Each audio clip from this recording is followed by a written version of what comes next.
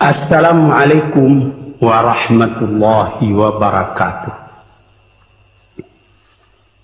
Para pendengar dan peminat kaset yang tengah diputar ini,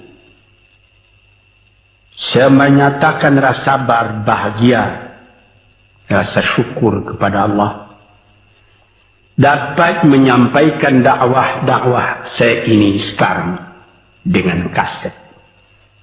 Moga-moga dapat tuan-tuan putarkan, tuan-tuan dengarkan ketika tenang-tenang dengan anak-anak di rumah, atau ketika naik mobil, di mobil-mobil yang dapat memasang kaset dalam perjalanan yang jauh, sehingga kecapean dan kepenatan dalam perjalanan pun hilang karena mendengarkan suara ini. Yang akan jadi cerita saya pada hari ini adalah apa yang pernah kejadian di zaman Nabi kita Muhammad sallallahu alaihi wasallam.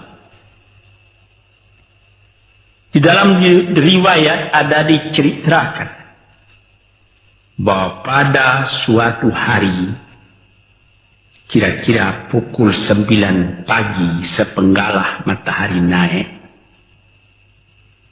Rasulullah sallallahu alaihi wasallam berjalan dari rumahnya, dari biliknya, menuju ke dalam masjid beliau yang mulia di Madinah.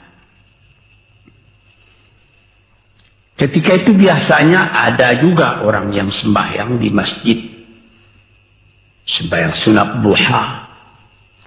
Tapi umumnya masyarakat sudah keluar dari rumahnya pagi-pagi, bekerja menurut bidang masing-masing. Yang pergi bertani, yang pergi berniaga, yang pergi mengembalakan unta atau kambingnya. Tinggallah beberapa orang saja. Beliau lihat di sudut masjid ada satu orang pemuda sedang duduk tafakur termenung. Mukanya kelihatan muram saja, menunjukkan kesedihan yang terpendam di dalam hatinya. Rasulullah mendekat kepada pemuda yang tafakur itu. Setelah dilihatnya Rasulullah datang, dia pun menengadahkan muka. Rasulullah pun bertanya, "Mengapa di saat begini engkau duduk tafakur dalam masjid? Dan wajahmu kelihatan ada menampakkan kesedihan atau muram durja. Apakah yang engkau derita sekarang ini?" Jadi pemuda tadi menjawab, "Hazanun lazimatni ya Rasulullah wa duyunun." Artinya, aku ditimpa duka cita ya Rasulullah, karena utang. Rupanya orang ini berutang. Utang telah lama, janji sudah dekat, persediaan buat membayar belum ada. Itu yang saya menungkan di sini ya Rasulullah. Dengan senyum Rasulullah menjawab, "Sudikah engkau kalau aku ajarkan kepadamu suatu bacaan? Apabila bacaan ini, yaitu berupa doa, engkau baca pagi-pagi, dan nanti petang-petang pun engkau baca pula dengan hati khusyuk, insya Allah hutangmu itu akan terbayar." Tentu pemuda tadi dengan besar hati menjawab, "Tentu ya Rasulullah. Aku senang sekali kalau dapat engkau ajarkan kepadaku apakah doa itu." Lalu Rasulullah membacakan, mengajarkan kepada pemuda itu doa ini. Inilah yang akan saya bacakan pula, mudah-mudahan kita semuanya dapat pula mengambil bacaan ini menjadi bacaan kita. Kita baca pagi, kita baca petang. Apa bunyinya? Allahumma inni a'udzubika minal hammi wal hazani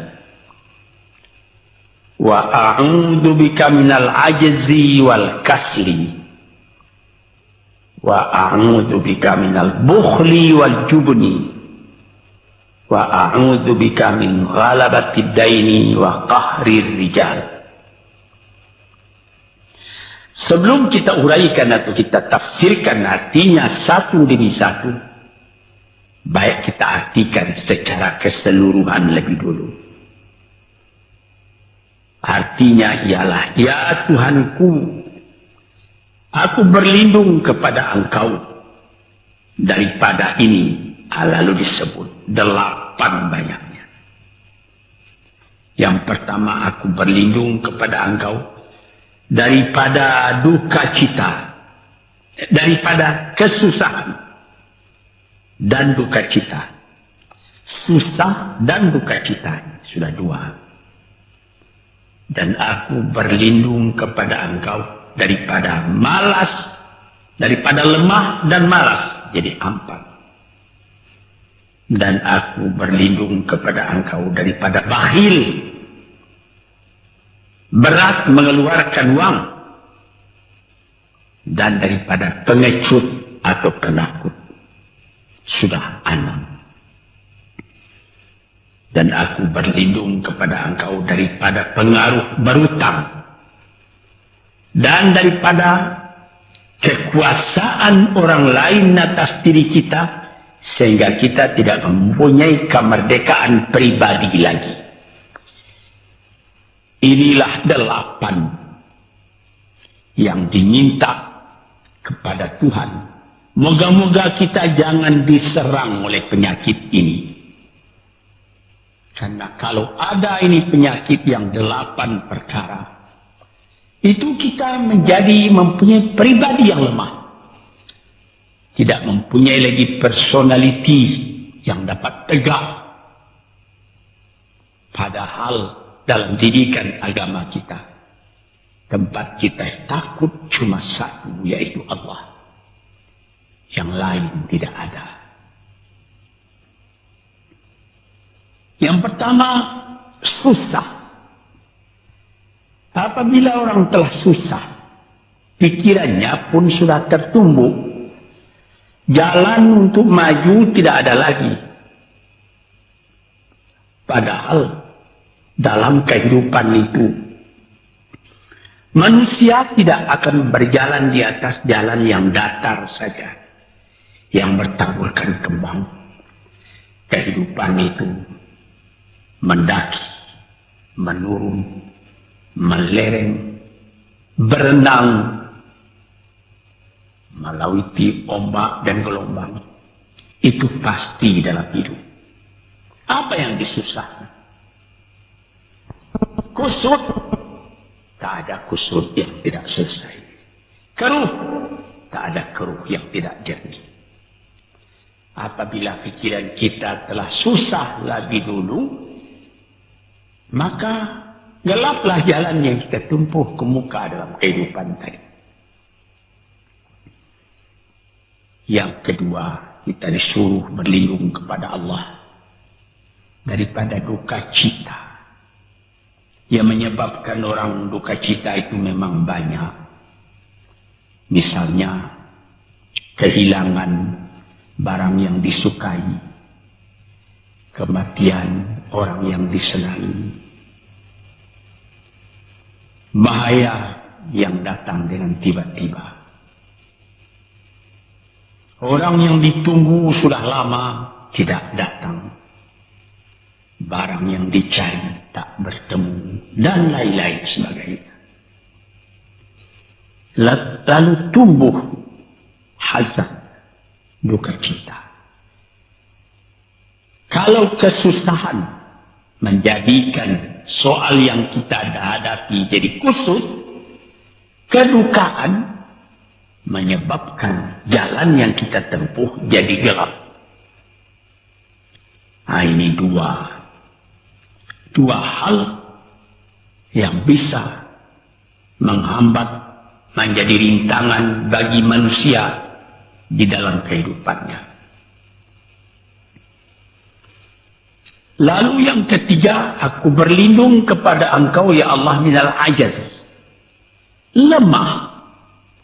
Lemah apa? Lemah pikiran. Tidak ada energi lagi. Tidak ada inisiatif lagi. Menyerah saja. Lemah. Belum dihadapi suatu soal, hati lebih dulu sudah lemah. Merasa itu soal terlalu besar. Padahal kalau dihadapi, tidak ada kusut yang tidak terselesaikan, tidak ada keruh yang tidak terjadikan. Yang lebih berbahaya lagi. Yang keempat, apa? Malas. Dulu kalau sudah malas, apa yang akan dikerjakan lagi? Kita duduk saja termenung-menung dalam kemalasan. Lalu angan-angan banyak, cita-cita mati. Angan-angan hendak terbang, padahal sayap tidak ada.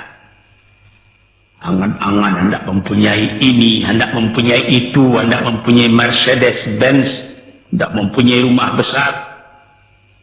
Tapi ikhtiar tidak ada. Sebab itu ada pepatah dari orang tua-tua kita di zaman dulu. Dikatakannya, mati, ini zaman penjajahan dulu nih. Mati Belanda karena pangkat katanya. Mati Cina karena kaya katanya. Mati Keling karena makanan katanya. Mati Melayu atau Indonesia karena angan-angan. Ini dia. Angan-angan karena malas saja, berangan-angan. Tapi malas. Jadi tidak jadi. Dan itu membentuk juga kepada diri kita. Orang pemalas itu jalannya lunglai saja, matanya muram saja, tak jauh dia memandang. Ini penyakit. Itu 4 penyakit. Lantas dikatakannya lagi yang nomor 5 dan nomor 6. Wa a'udzubika minal bukhli wal jubni, dan aku berlindung kepada Engkau daripada bakhil dan pengecut. Ini lebih berbahaya lagi. Dikumpul-kumpulnya harta banyak-banyak, maksudnya tadi hendak menguasai harta itu. Lama-lama dengan tidak disadarinya, harta itulah yang menguasai dia. Dia menjadi bakhil. Siang malam tidak ada kesenangan, cuma sibuk cari uang.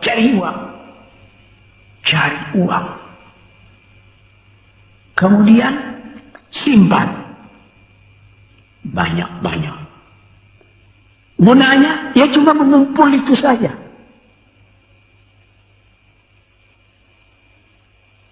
Akhirnya, berapa banyaknya orang yang mengumpul harta banyak-banyak, faidahnya tidak didapatnya. Saya ingat cerita dahulu 40 tahun yang lalu ketika saya masih tinggal di kota Medan.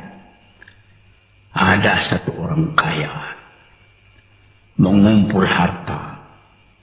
Terkenal dia kaya di Medan, beberapa buah rumah, puluhan rumah yang dipersewakannya. Dan ada lagi harta-harta yang lain.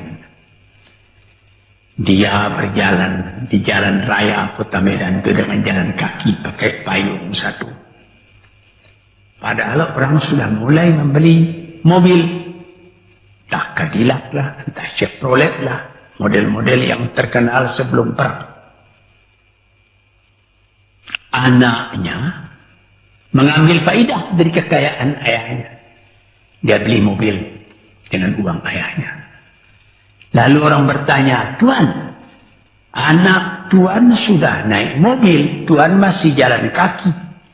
Apa jawab si bakhil tadi? Saya anak orang miskin, anak saya anak orang kaya. Nah, inilah orang yang bukan lagi mencari harta buat menguasai harta itu, tetapi dia mencari harta buat dikuasai oleh harta itu. Yang nomor 6 lebih jahat lagi. Apa? Jubun, pengecut.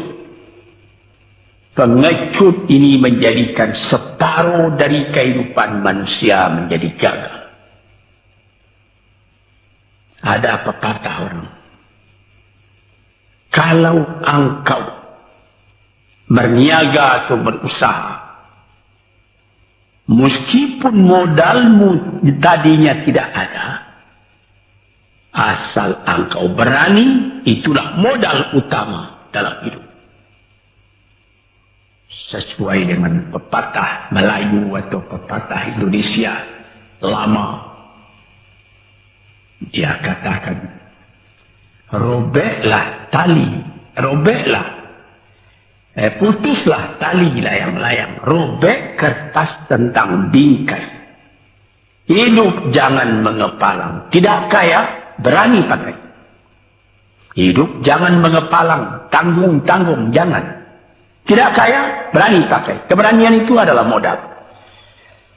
Sebab itu, kalau orang rugi berniaga, itu belum rugi. Yang penting berani. Karena ada perniagaan itu tidak saja beruntung, rugi juga kadang-kadang. Tapi, kalau keberanian yang hilang, separuh daripada kekayaan tadi sudah habis. Walaupun masih banyak ada, tapi keberanian tidak ada, separuh sudah habis. Akhirnya, walaupun kekayaan besar, tapi kepercayaan hilang, itu namanya habis, tidak ada lagi. Walaupun berjuta yang tinggal dalam tangan, tapi orang tidak percaya. Apa lagi artinya? Sebab itu yang pertama sekali modal itu keberanian menghadapi hidup. Ini 6. Yang ke-7 dan 8, wa a'udzubika min ghalabatid daini wa qahrir rijal, dan aku berlindung kepada Engkau ya Ilahi daripada pengaruh utang. Hutang itu, nah itulah anak muda yang duduk di sudut masjid tadi, dipengaruhi oleh utang. Sampai Rasulullah sendiri pun mengatakan, iyyakum wad-daina. Jagalah supaya kalau sedapat-dapatnya jangan sampai berutang.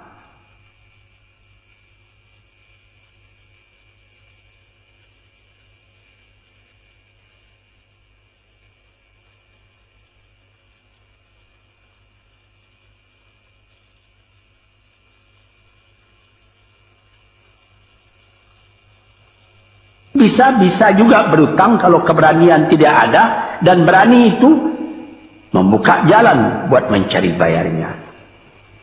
Tetapi kalau pengecut berutang lagi, itu payah buat membayar. Sebab itu Nabi mengatakan, iyyakum wad-daina, saya akan dapat-dapatnya, elakkanlah supaya jangan berutang. Fa innahu hammun bil-laili wa mazallatun finnahari. Hutang itu susah pada malam hari, mata tidak mau tidur. Dengan apa imbangan hutang tadi, berapa utang, berapa yang akan diterima, sehingga mata tidak mau tidur malam itu memikirkan hutang. Akhirnya mazallatun finnahari, kalau siang hari badan merasa hina, tak berani keluar dari rumah. Kota Jakarta yang begitu besar, bersilang siur, jalan-jalan raya, jalan Tamrin, Diponegoro, Imam Bonjol, Cut Mutia, dan lain-lain nama jalan. Ada orang yang jalan itu bertambah lama, bertambah kecil jumlahnya. Kalau orang lain mempunyai 100 macam jalan, dia paling tinggi cuma 2 saja jalannya yang dapat jalani. Jalan dari rumahnya ke tempat yang tertentu. Ke lain dia tidak berani. Kenapa? Karena ada tempat dia berhutang. Jadi dikatakan dalam hadis itu, orang berhutang malam tak mau tidur, siang malu sama orang. Takut akan ditanyai, takut akan dicari. Ataupun dia berbenam di rumah, datang orang menunggu piutang. Dia bilangkan kepada pembantunya atau kepada anaknya, katakan bapak tidak di rumah. Anak yang tolol atau pembantu yang tolol menjawab, mana bapak? Dia suruh bilangkan bahwa bapak tidak ada di rumah. Kata anak tadi, betapa susah. Lantas yang nomor 8, waqahrir rijal. Kita tidak mempunyai lagi kemerdekaan diri buat menyatakan perasaan kita. Karena kita segan kepada orang. Kita terlalu banyak berutang budi kepadanya. Kita terlalu banyak mendapat hadiah daripadanya. Kita terlalu banyak dan lain-lain. Sehingga mulut kita jadi tertutup, tak dapat bercakap lagi. Ditekan oleh hutang budi kepada orang tadi. Kemerdekaan diri tidak ada lagi. Inilah 8 perkara yang ditunjukkan oleh Nabi Sallallahu Alaihi Wasallam kepada pemuda yang duduk tadi. Dapatlah kita mengambil pedoman dalam kehidupan kita sendiri bahwa yang amat penting lebih dahulu ialah kemerdekaan jiwa. Kalau sekiranya di dalam negara yang telah merdeka kita sama sekali menyorakkan, meliuk lambaikan kemerdekaan di mana saja kita pergi. Tapi banyak orang yang lupa negaranya telah merdeka, dirinya sendiri telah menjadi terjajah. Bukan Belanda, karena Belanda sudah lebih 30 tahun pergi meninggalkan negeri ini. Dan bukan bangsa yang lain, tapi penjajahan yang datang daripada sifat-sifat yang lemah yang kita katakan tadi. Kesusahan. Kalau kesusahan kita perturutkan, jalan yang kita tempuh menjadi buntu. Kita tak tahu lagi kemana akan pergi. Susah. Pagi susah, malam susah. Sehingga kusut benang itu tak tahu lagi jalan keluar. Padahal pangkal dari kesusahan itu bukan dari luar, tapi dalam jiwa kita sendiri, dalam dada kita sendiri. Yang kedua, dikatakan duka cita. Saya teringat kepada satu pantun Melayu atau pantun Indonesia. Dikatakannya, kalau hidup jangan bermenung, kalau bermenung riak pun tiba. Kalau duduk jangan termenung, kalau termenung hati pun iba.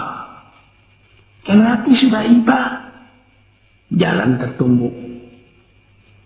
Sampai ada juga pepatah nenek moyang kita, hati yang marah mendorongkan, hati yang iba menjauhkan. Sebab itu haruslah kita bersedia membesarkan jiwa kita sendiri. Marfu'at ras, maufurul kiamah. Kepala terangkat, harga diri dijaga.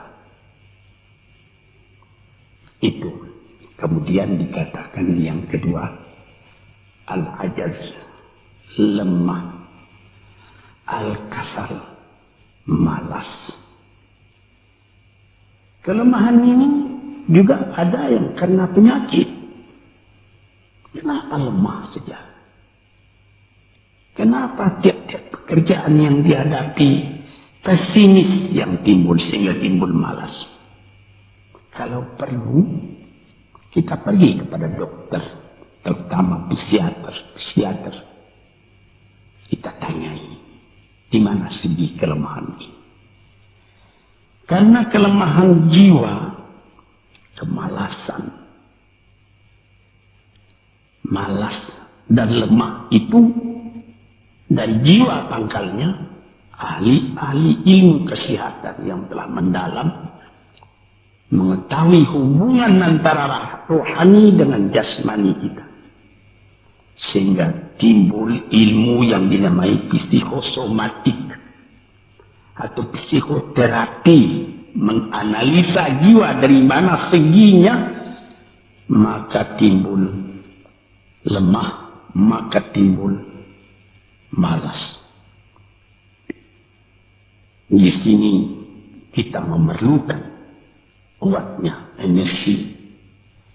Sebab apabila manusia mempunyai jiwa yang besar, pekerjaan yang besar pun dipandangnya kecil. Tetapi apabila manusia mempunyai jiwa yang kecil, pekerjaan yang kecil pun dipandangnya besar. Kita misalkan saja kedua orang pemimpin yang kita cintai dan kita hormati. Proklamator kita Bung Karno dan Bung Hatta. Mereka mempunyai jiwa-jiwa yang besar. Sebab itu mereka memproklamirkan kemerdekaan Indonesia. Indonesia yang besar yang terjadi daripada puluhan ribu pulau. Dengan 45 kata perkataan, 45 patah perkataan. Dengan ini kami menyatakan kemerdekaan Indonesia. Tapi kalau beliau misalnya orang yang berjiwa kecil, dia akan bertanya, bagaimana bisa Indonesia merdeka? Kita sudah miskin, melarat, dulu dijajah Belanda, kemudian ditekan Jepang. Kapan dia mengkaji itu pekerjaan yang detail-detail, yang kecil-kecil, dia anggap itu besar. Ini misalnya, maka orang-orang yang ajas, yang lemah, atau yang kasar, yang pengecut, yang pemalas, tidak dapat mengerjakan pekerjaan yang besar-besar. Kemudian yang kelima dan keenam, wa'a'udzubika minal bukhli. Aku berlindung kepada engkau daripada bakhil. Menerima mau banyak-banyak, mengeluarkan paling sedikit. Dia anggap, sebagaimana saya katakan tadi, tadinya dia menguasai harta. Akhirnya dengan tidak disadarinya, dia yang dikuasai oleh harta. Akhirnya orang yang begini kerjanya cuma mengumpul-ngumpul harta saja. Kumpulkan harta banyak-banyak, kemudian Tuhan memanggilnya kembali ke akhirat, mati, tidak ada harta tadi yang dibawa. Tinggal menjadi perselisihan di antara anak dan cucu. Di hari-hari yang pertama, anak tadi menangis. Ayahnya telah mati. Tapi di hari yang kedua dan ketiga, dia tidak menangis lagi. Dia berpikir, di mana kunci ditaruh ayah? Di mana simpanan ayah? Berapa peninggalan ayah? Lalu dia berkelahi. Anak tadi. Nah ini, karena si ayah tadi bukhul, bakhil, nikmatnya orang lain yang merasai, dia sendiri sengsara diperintah oleh hartanya ini. Apatah lagi yang keenam, jubun pengecut. Dia berjalan siang, dia berjalan malam hari. Kelihatannya olehnya pohon kayu bergerak-gerak. Disangkanya itu hantu. Dia lari terus. Bertambah lari, bertambah takut. Akhirnya dia pingsan karena sudah lari. Dia tidak ada apa-apa oleh orang yang berani. Ini orang yang gagal di dalam perjalanan hidupnya. karena penakutnya, karena pengecutnya itu. Padahal di dalam keterangan agama sendiri, orang-orang yang beriman kepada Allah dikatakan la tahinu wa la tahzan wa antumul a'launa in kuntum mu'minin. Jangan engkau merasa lemah, jangan engkau merasa duka cita, jangan engkau merasa pengecut. Engkau tinggi kalau engkau beriman kepada Allah Subhanahu wa Ta'ala. Dengan iman kepada Allah Ta'ala itu kita melihat alam dalam keindahannya, dalam kekecilannya. Yang besar cuma Allah. Kita tidak takut karena tidak ada satu bahaya yang akan menimpa kepada diri kita kalau tidak Tuhan yang menentukan. Ini pokok tuan-tuan para pendengar kaset yang saya muliakan. Kemudian di nomor 7 dikatakan kita berlindung kepada Allah daripada pengaruh hutang. Alangkah kecilnya jiwa orang apabila dia telah berutang kepada orang lain. Dibikin janji tanggal sekian akan dibayar, tanggalnya sudah dekat, persediaan belum ada, lalu timbul kecil jiwa sekali lagi. Apatah lagi qahri rijal yang nomor 8. Yang ke-8 sebagaimana telah kita uraikan tadi ialah qahri rijal, pengaruh orang lain kepada diri kita sendiri. Sehingga kita tidak berani lagi menyebut kebenaran. Tidak berani lagi mengatakan yang hak. Lidah telah tertutup. Mulut telah penuh dengan air sehingga tidak dapat dibuka lagi. Segan. Kita sudah terlalu banyak berutang budi kepada orang. Walaupun sudah jelas perbuatan orang itu salah misalnya, kita tidak berani lagi menegur. Dengan demikian timbullah di dalam masyarakat apa yang disebut dalam bahasa Arab munafik, yaitu lain di mulut, lain di hati. Hati mengatakan perbuatan orang ini salah, tapi mulut mengatakan, bagaimana pikiran saya, bagaimana pendapat Tuhan sekarang tentang perbuatan saya ini. Baik Bapak, ini bagus Bapak, itu sudah betul Bapak. Padahal tidak. Ini kecelakaan yang nomor 8. Kita minta kepada Allah supaya kita dilepaskan dari pengaruh-pengaruh orang, pengaruh manusia. Sehingga kita tidak berani lagi menyebut apa yang benar itu. Padahal di dalam hadis dikatakan qulil haqq walau kana murran. Katakan yang benar itu walaupun pahit sekalipun. Ini murah menyebutnya, tetapi kalau jiwa sudah tertekan tidak berani menyebutnya lagi. Para pengikut kaset yang tercinta, itulah 8 perkara diperingatkan, dituliskan, diajarkan, disuruh hafal oleh Nabi kepada pemuda yang beliau dapati dan menunduk seorang diri tadi. Dengan patuh dia turuti kehendak Nabi, dia baca itu tiap pagi, dia baca itu tiap sore, dia pahamkan apa isinya. Lalu timbul energi baru dalam dirinya, semangat yang baru.